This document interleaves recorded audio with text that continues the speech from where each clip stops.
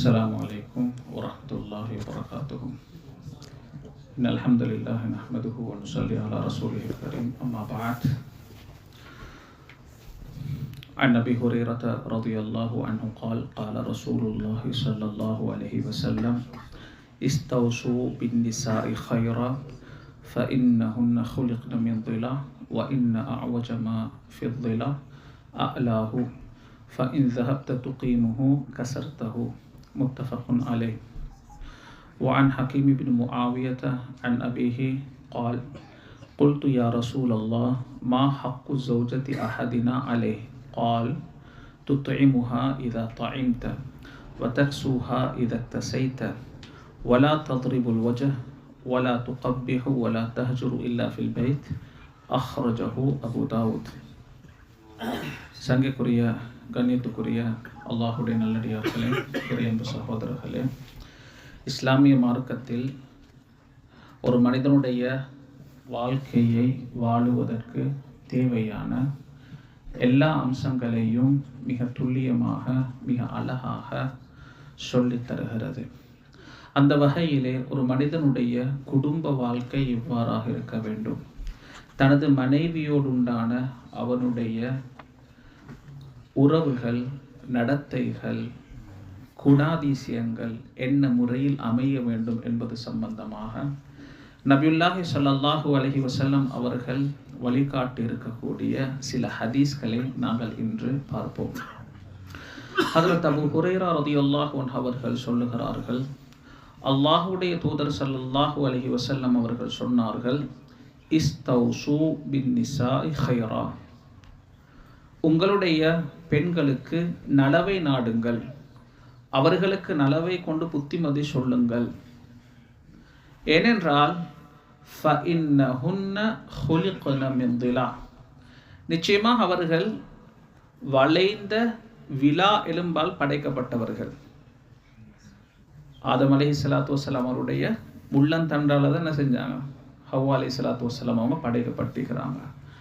அப்போ முள்ளம் தண்டுன்றது கொஞ்சம் வளைஞ்சு தான் காணப்படும். சொன்னார்கள் ஸல்லல்லாஹு அலைஹி வஸல்லம் அவர்கள்,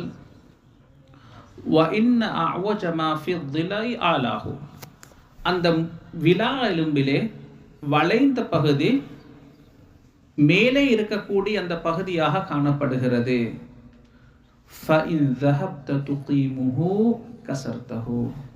அந்த விலா எலும்பு வளைந்த பகுதியை நீங்கள் நேராக்க பார்த்தால் அதை உடைத்து விடுவீர்கள்.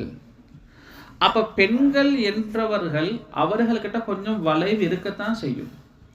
அந்த வளைவோட சேர்த்துதான் அந்த வாழ்க்கையை நடைமுறைப்படுத்த வேண்டும்.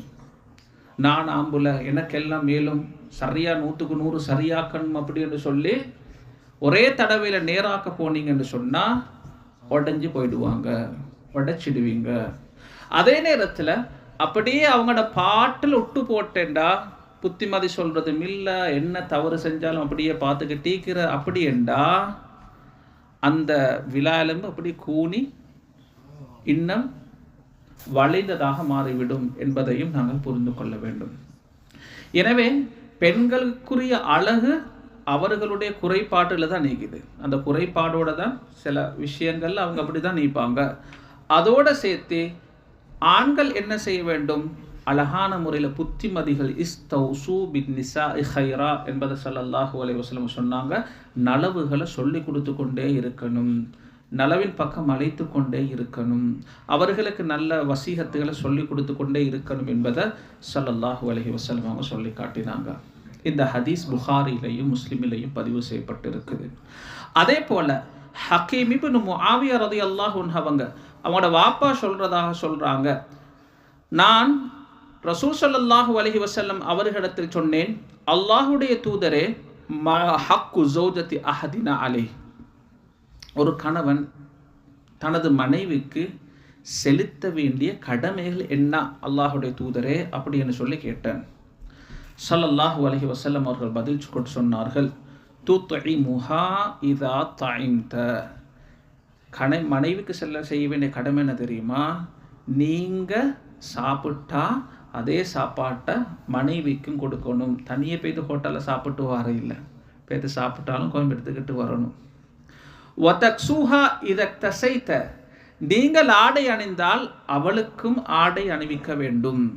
இவர் மட்டும் பெருநாளைக்கு வந்தால் 50,000 60,000 பில் போடுற, மனைவி கிட்ட சொல்லிடுறேன்னா 4,000 போவானம், 5,000 போக வேண்டாம் என்று சொல்லி, அது பிழையான ஒரு விஷயம். ஸல்லல்லாஹு அலைஹி வஸல்லம் சொன்னாங்க, நீங்கள் எப்படி அணியிறீங்களோ அதே மாதிரி அவங்களுக்கு மணியை கொடுங்க. வலா தத்ரிபுல் வஜ், முகத்துக்கு எந்த காரணத்தை கொண்டும் அடிக்க வேண்டாம்.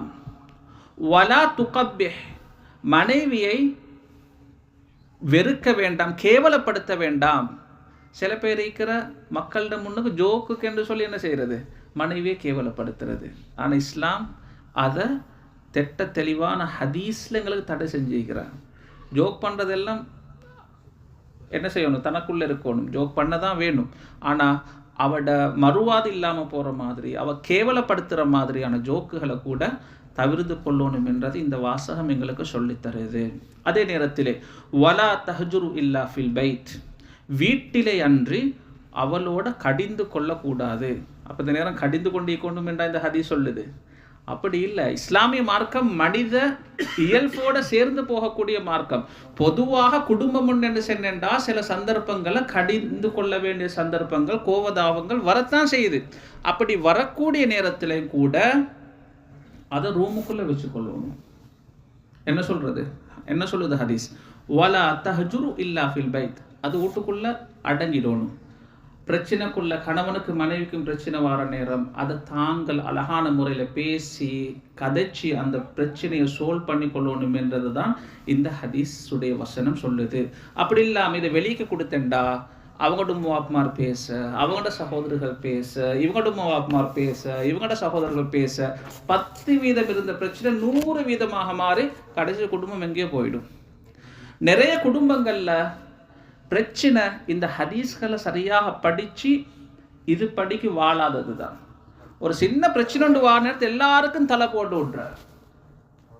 கணவன் உம்மக்கும் பேச விட்ற, வாப்பக்கும் பேச விட்ற, நானா தாத்தா தங்கச்சிமார் சாச்சா மாமா எல்லாரும் பேசி அந்த பிரச்சனையை பெடிசாக்கி அந்த பிரச்சனையை கடைசியில் குடும்பம் பிரியும் வரைக்கும் என்ன செய்வாங்க, கொண்டு போய்த்து கடைசியில் தலாக்கில் தான் காலியார்கிட்ட தான் போய்த்து பிரச்சனை முடிகிறார்.